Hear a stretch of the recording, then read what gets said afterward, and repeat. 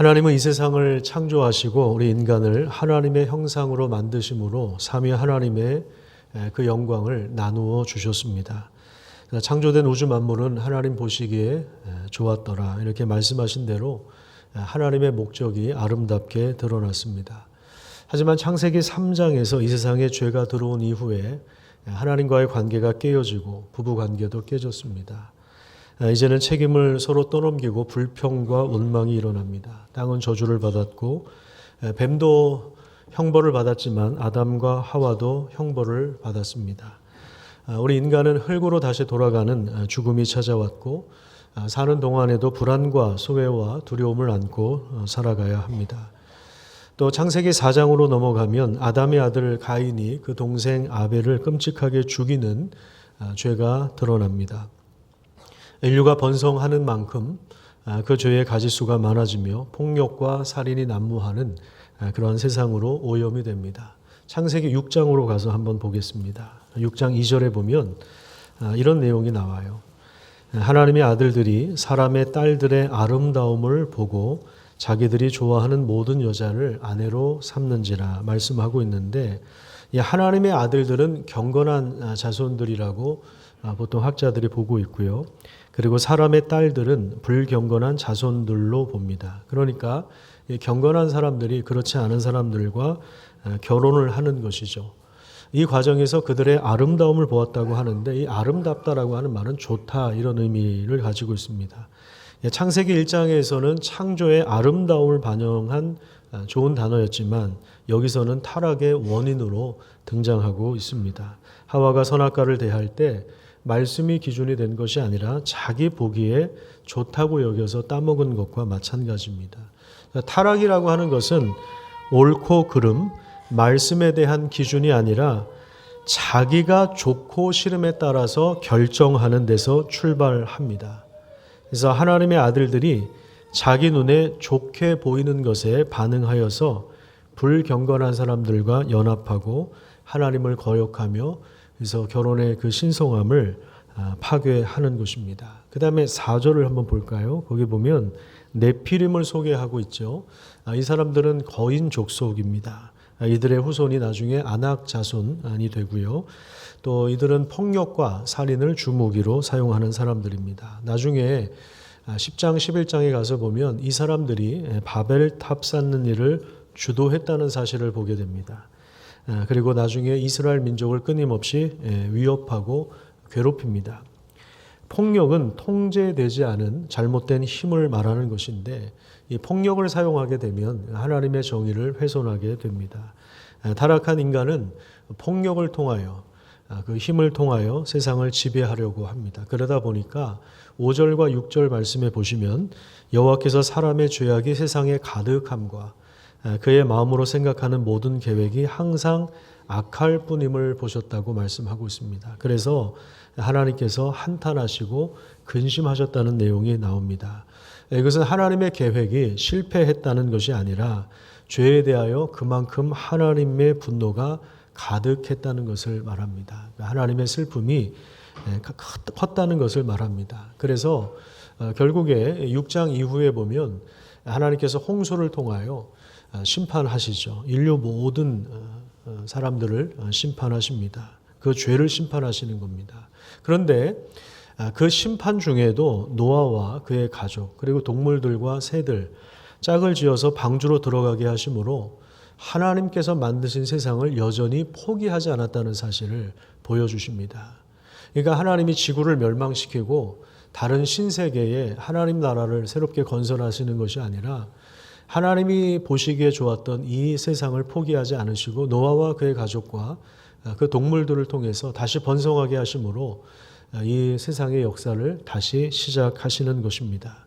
그래서 그 이후에 노아의 세 아들 셈과 함과 야벳을 통해서 이 후손이 번성해 나가죠.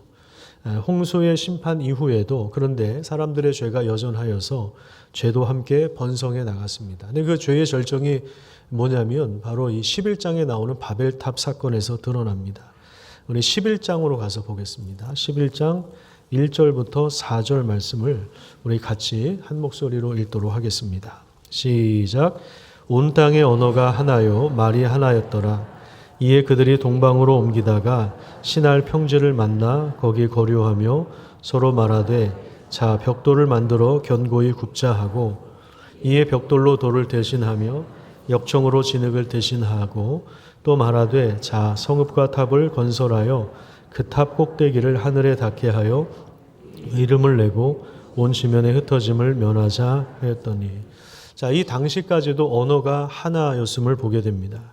그런데 이제 건축 기술이 발전하면서 돌로 벽돌을 대신합니다. 거꾸로 얘기했네요.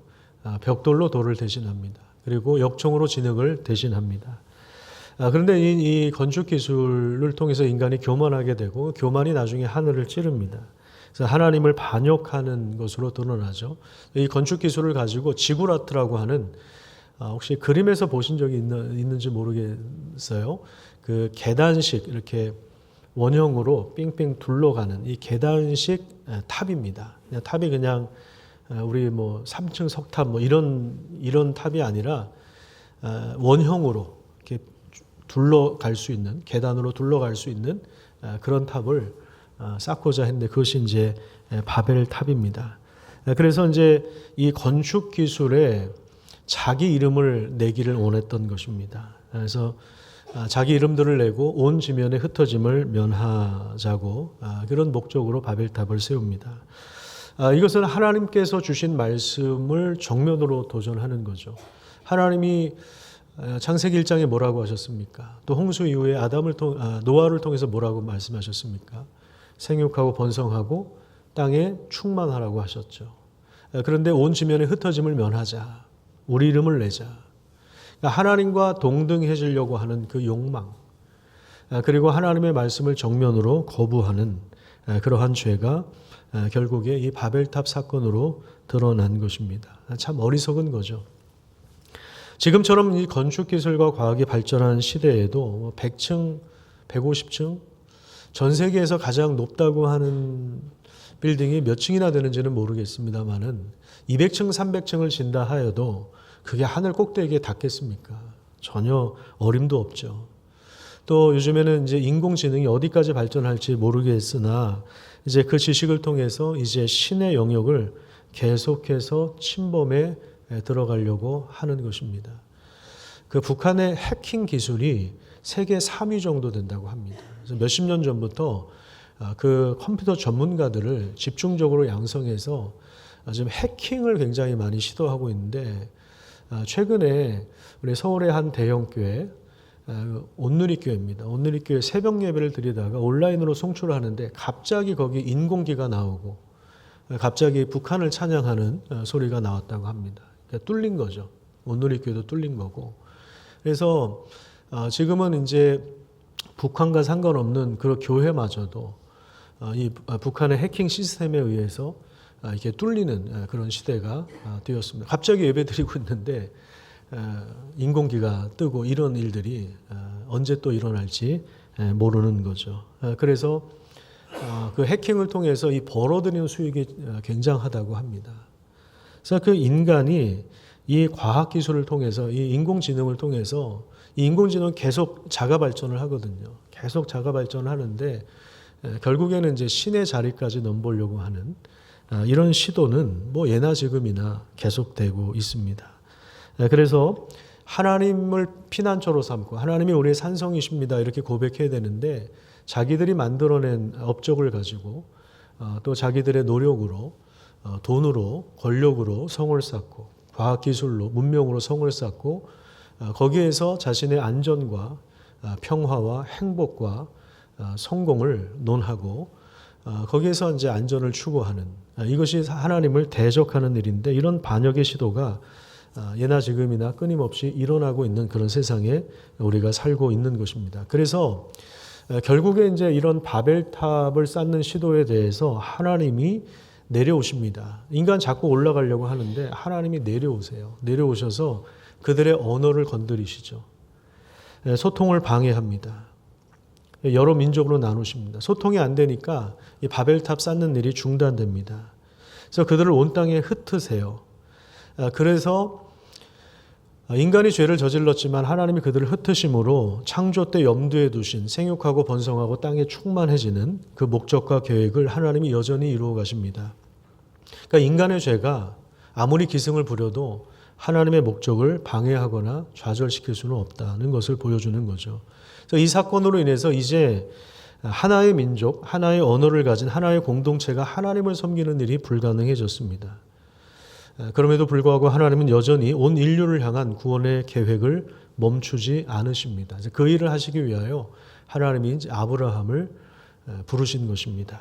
여기서 우리는 이제 창세기 12장으로 넘어가기 전에 잠깐 이 족보를 살펴볼 필요가 있습니다. 여기까지 오는 동안에 창세기의 족보가 몇몇 군데 나오는데요. 종합하면 이렇습니다. 우선 아담부터 노아까지입니다. 10대를 다루고 있어요. 그 다음에 이제 노아의 후손 중에는 셈의 계보가 이어진데 셈의 계보를 통해서 아브라함의 아버지인 데라까지 소개를 하고 있는데 그 데라의 아들들 중에서는 하나님이 아브라함을 선택하십니다.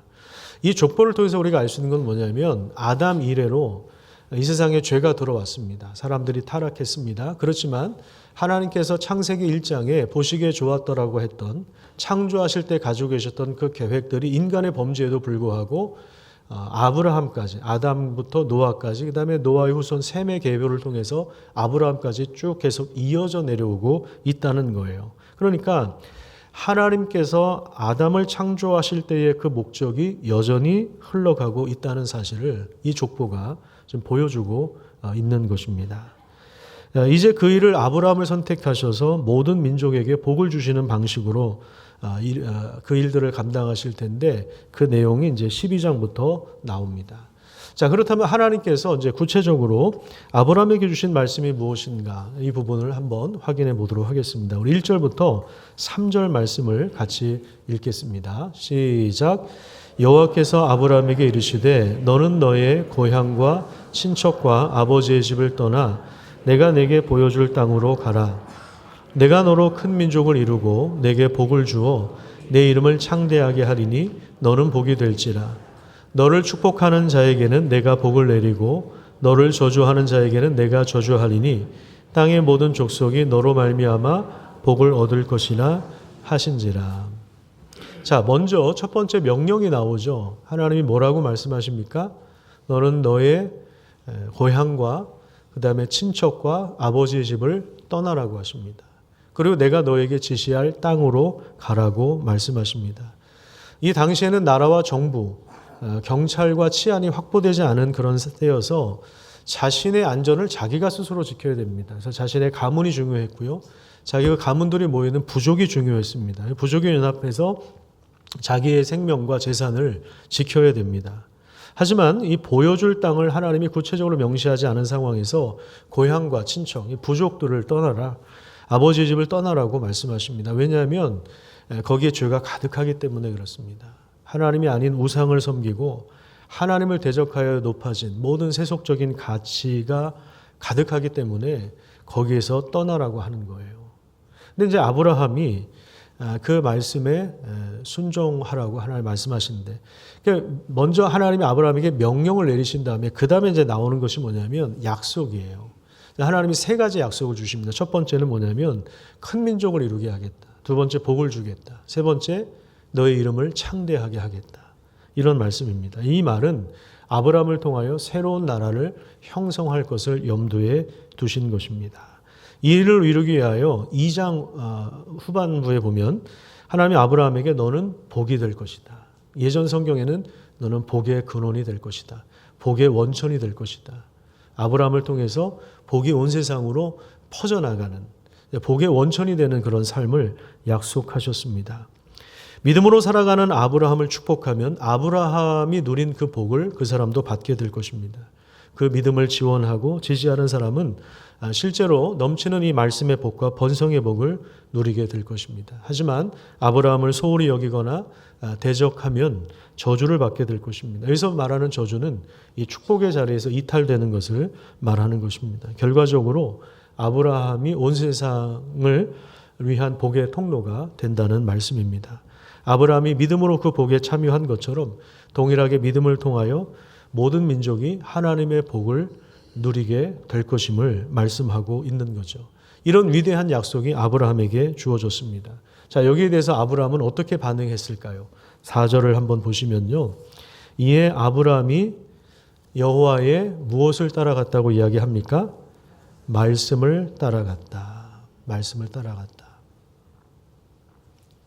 그리고 그 친척인 롯도 함께 갔으며 아브라함이 하란을 떠날 때에 몇 세였다고 이야기합니까? 75세였다. 그렇게 말씀하고 있습니다. 이 내용을 좀 자세하게 보면 사도행전 7장의 스데반의 설교 가운데 이 내용이 한 번 더 나오는데요. 이미 여기 창세기 12장에서 하나님이 본토와 친척 아비집을 떠나라고 하기 전에 이미 메소포타미아에서 영광의 하나님이 그에게 나타나셨다는 기록이 나옵니다. 그래서 그들이 갈대아 우르에서 하란으로 일단 이동을 한 거예요. 근데 웬일인지 모르지만 하란에서 지금 멈춰 있습니다. 하란에서 다시 이 말씀이 주어진 거죠.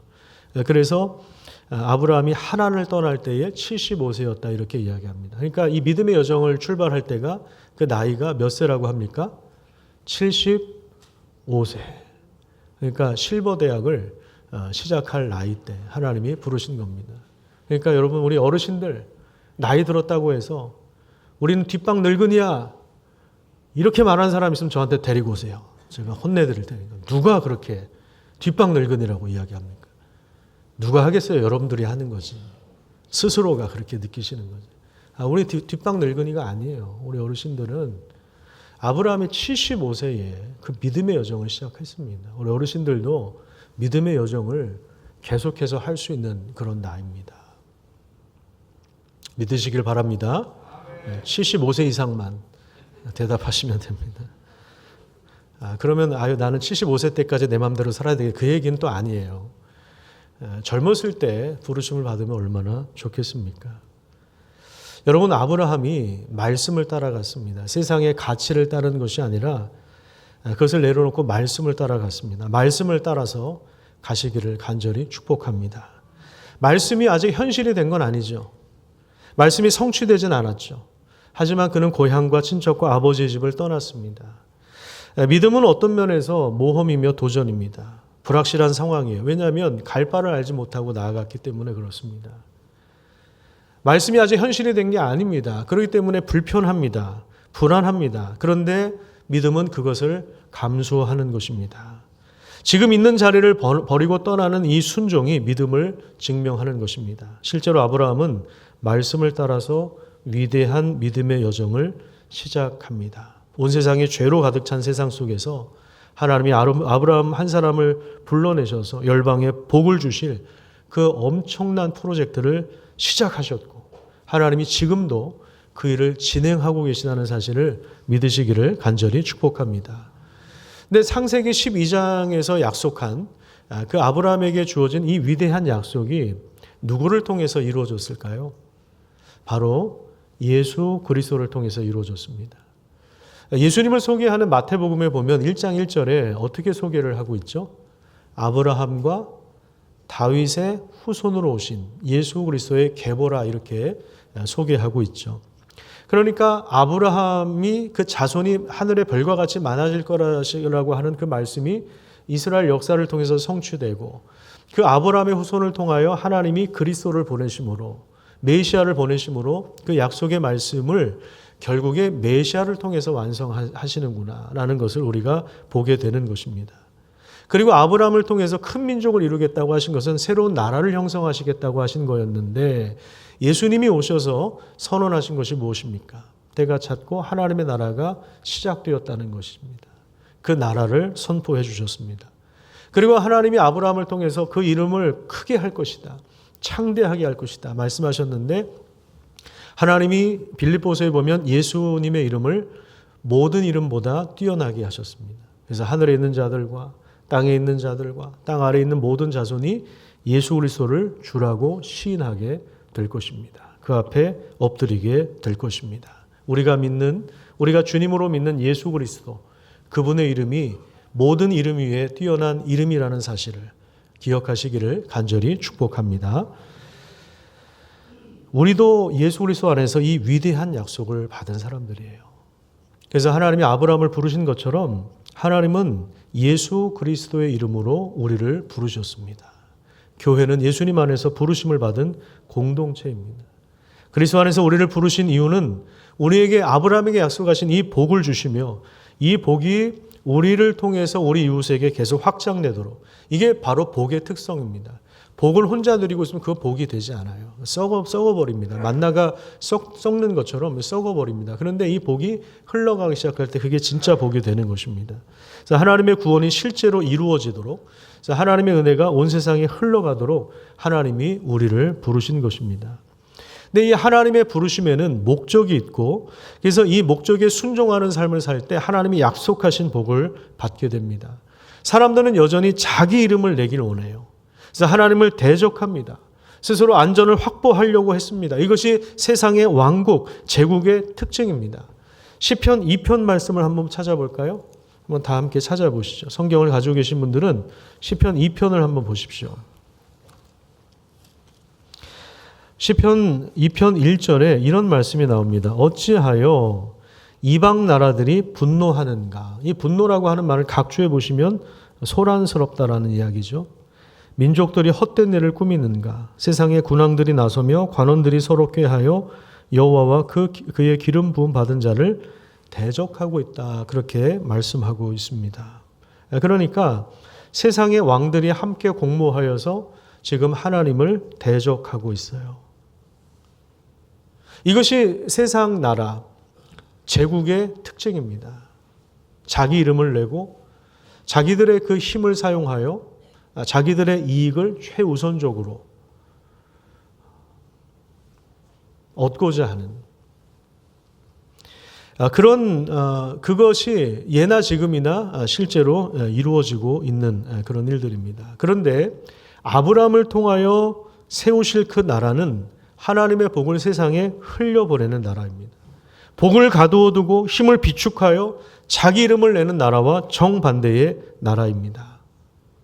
하나님은 이런 나라로 우리를 부르신 것이 아니라 이 복을 흘려보내는 나라로 부르신 것입니다. 이 복에 참여하기 위해서 우리 역시 고향과 친척과 아버지의 집을 떠나야 합니다. 그렇다면 여러분, 우리 시대에 우리 고향과 친척과 아버지의 집을 떠난다는 것은 도대체 무엇을 의미할까요? 여기서 떠나지 않으면 우리가 믿음의 여정을 시작할 수가 없습니다. 믿음으로 살아가는 것은 불가능합니다. 우리는 반드시 본토와 친척과 아버지의 집을 떠나야 합니다.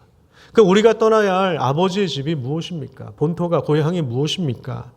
그것은 바로 이 세속화의 욕망에서 떠나는 것입니다. 자기 이름을 내려고 하는 세속화의 가치를 거부해야 합니다. 세속화의 가치는 오늘날의 규모를 통해서, 돈을 통해서, 권력과 명예를 통해서 나타납니다. 거기에 우리의 목줄을 내어주면 그 가치에 매이고 그 가치에 지배를 받을 수밖에 없는 거예요.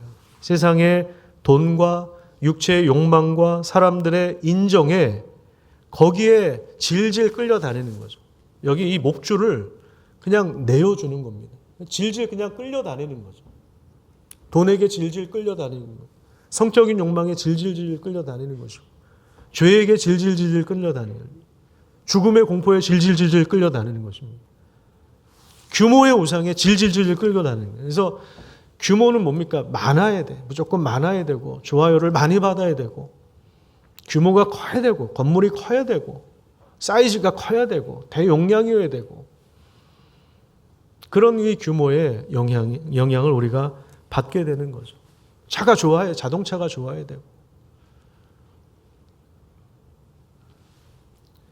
아파트가 좋아야 되고, 거기에 그냥 질질 끌려다니다가 그 시편 49편에 보면 이런 삶을 짐승과도 같다. 하나님이 사람을 존귀하게 만드셨는데 자기 죽음의 한계를 보지 못하는 사람은 짐승과도 같다. 이렇게 이야기합니다. 무서운 얘기죠, 사실. 왜냐하면 이 죽음이라고 하는 건 모든 사람에게 공평하거든요. 부자나 가난한 자나 권력자나 권력이 없는 자나 모두에게 죽음이 찾아오는데 돈으로 죽음을 막을 수 없거든요. 그래서 죽음을 통해서 이 세속화의 가치가 끊어져 버립니다. 돈을 가지고 무덤에 내려갈 수가 없는 것입니다. 하나님은 그 가치에서 떠나라는 거예요.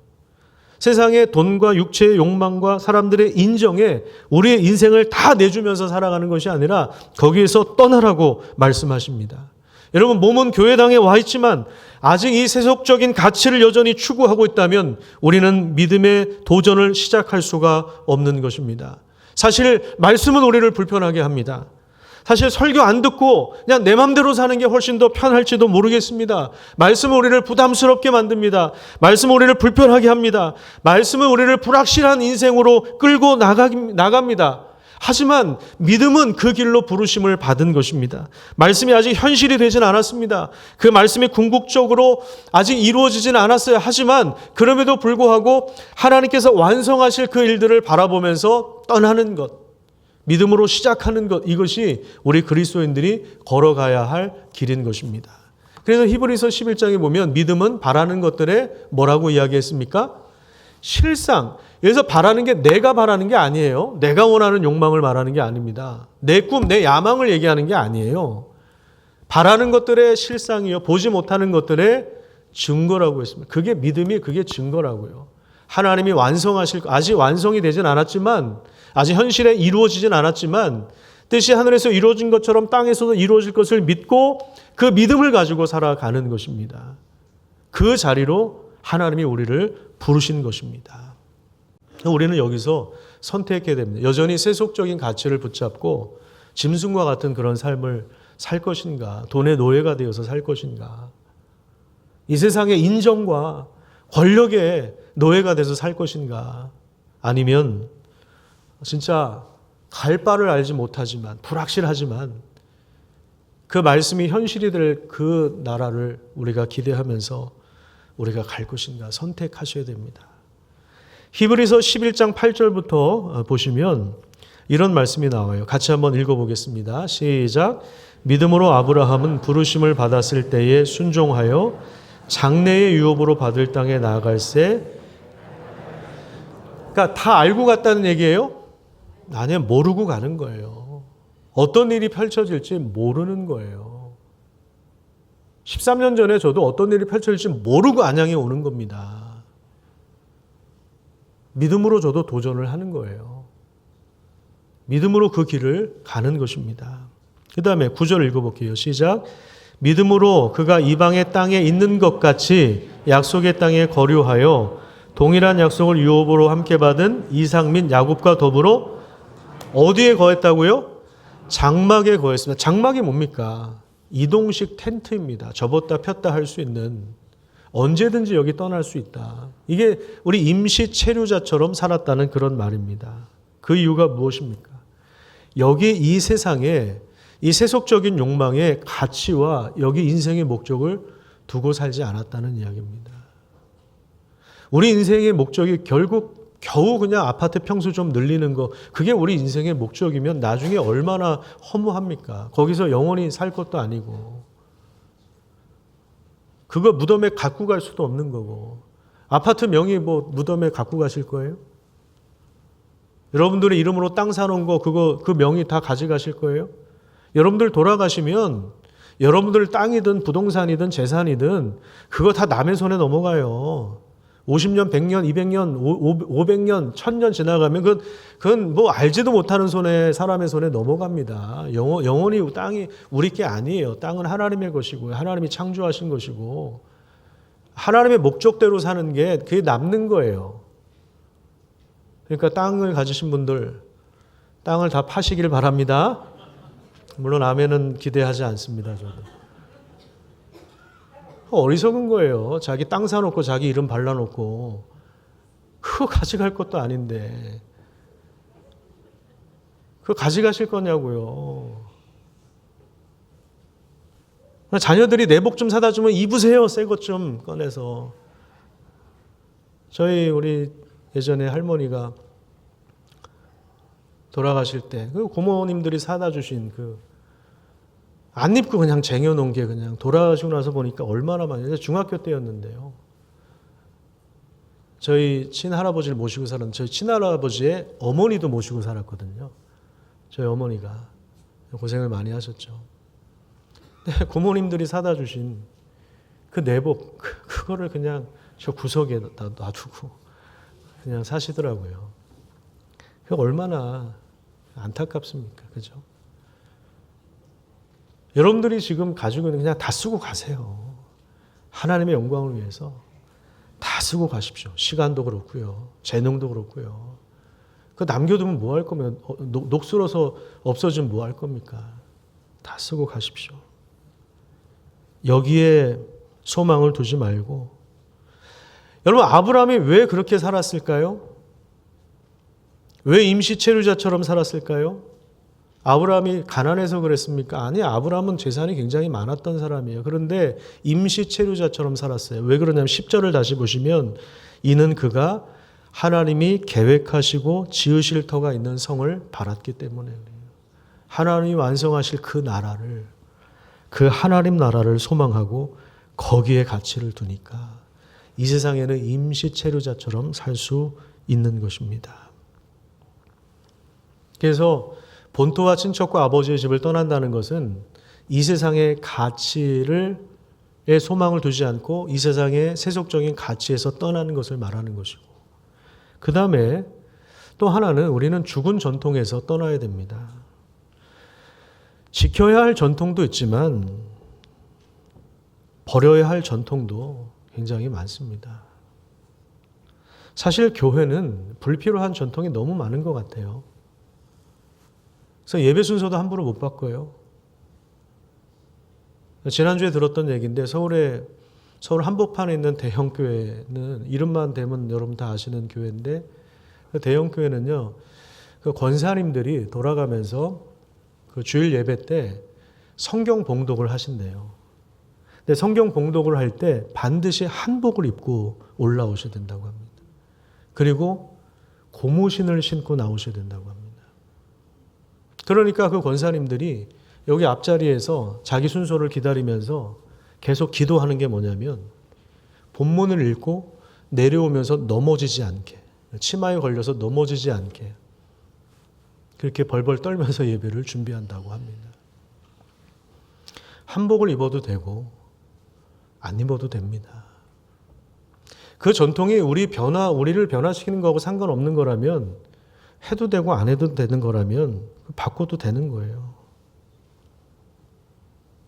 지금도 강단에 올라올 때 신을 벗는 교회들이 많습니다. 거룩한 곳에서는 신을 벗어야 된다는, 성경을 잘못 해석한 거죠. 내 발에서 신을 벗어라, 그게 강단에서 신을 벗어라 그런 얘기가 아닌데 잘못 해석하는 거죠. 피아노를 오른쪽에 놓을 거냐 왼쪽에 둘 거냐를 가지고 싸우고, 왼쪽에 둬도 되고 가운데다 둬도 돼요. 중간에다 둬도 돼요. 그게 뭐 이렇게 중요한 겁니까? 그냥 안전한 곳에 두면 되지. 꼭 여기에 있어야 됩니까?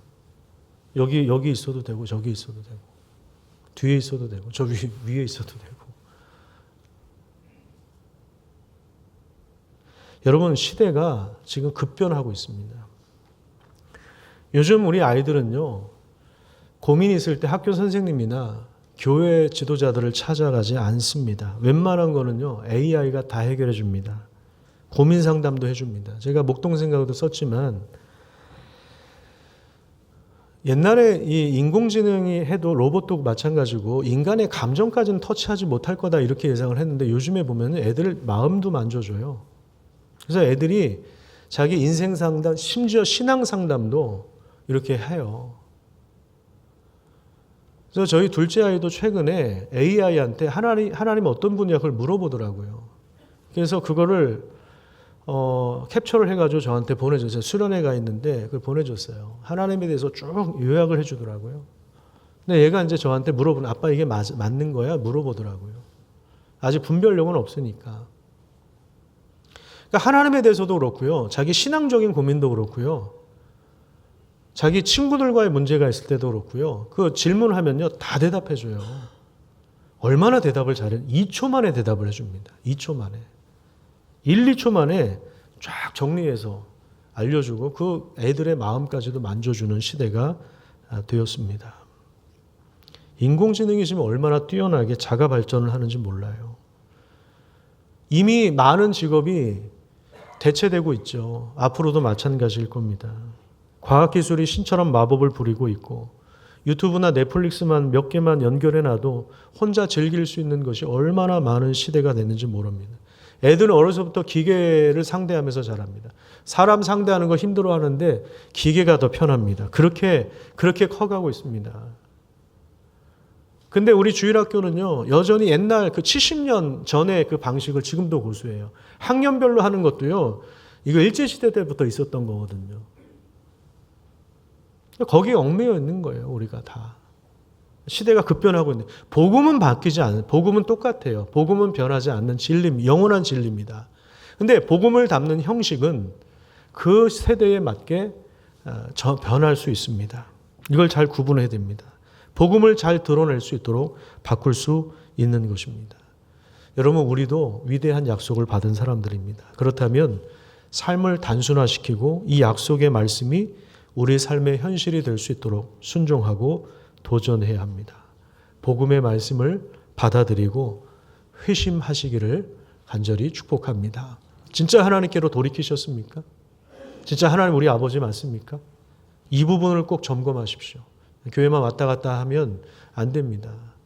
진짜 우리는 하나님께로 돌아선 사람들인지 점검하시고요. 그렇지 진짜 진실한 공동체를 이루어 가도록 서로 사랑하고 진리 안에서 진짜 교제할 수 있는, 그래서 모든 면에서 균형 있게 성장하는 믿음의 사람들, 이런 사람들이 진짜 교회입니다. 이 교회를 에클레시아라고 하는데요. 교회는 제도나 전통이나 조직이나 건물이 아닙니다. 교회는 공동체입니다. 불필요한 과거, 관습, 인정, 세상의 가치에 얽매이지 마시고 과감하게 떠나십시오. 복음의 능력을 경험하고 위대한 약속을 붙잡고 그래서 실제 믿음으로 살아내시는 우리 교회가 되기를 간절히 축복합니다.